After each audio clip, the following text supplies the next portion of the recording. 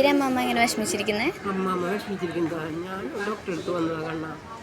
അപ്പോൾ 2 കുട്ടികൾ എൻ്റെ അടുത്ത് കൂടി ഇത് പറഞ്ഞു, അമ്മാമ്മയുടെ മൊബൈലിൽ നെറ്റുണ്ട് അമ്മാമ്മ ഞങ്ങൾക്ക് ആ നെറ്റൊന്ന് ഹോട്ട്സ്പോട്ടൊന്ന് ചാർജ് ചെയ്യുന്നു. ഞാനെന്ന് വെച്ചാൽ എനിക്ക് വീട്ടിലേക്ക് വിളിക്കാനുള്ള നെറ്റുണ്ടായിരുന്നു. അവർ രണ്ടാളും എന്ത് ചെയ്തെന്ന് അറിയാം, ആ മൊബൈൽ മേടിച്ചിട്ട് അതിൻ്റെ എന്തൊക്കെയൊക്കെ അടിച്ച് കൂട്ടിയിട്ട് എൻ്റെ നെറ്റ് മുഴുക്കനും കഴിഞ്ഞിട്ട് പറഞ്ഞു അമ്മാമ്മ ഹാപ്പി ആയിട്ടാന്ന് പറഞ്ഞിട്ട് എൻ്റെ മൊബൈലിൽ നിന്ന് പോയി. ഇങ്ങനെ എൻ്റെ ഒരു ഉപകാരം ഞാനിന്ന് വിളിക്കണമെങ്കിൽ എൻ്റെ കയ്യിൽ നെറ്റുമില്ല ഒന്നുമില്ലാണ്ട് ഞാനിവിടെ വട്ടം കറങ്ങിയിരിക്കുക എന്താ ചെയ്യുന്നത്. ആ കുട്ടികളെ പൊടി പോലും കാണാനുണ്ട്. ഇതിന് പറയുന്നത് ഒരു ഉപകാരം ചെയ്ത് കഴിഞ്ഞാൽ ഒരു ഉപദ്രവമായി തീരണേ.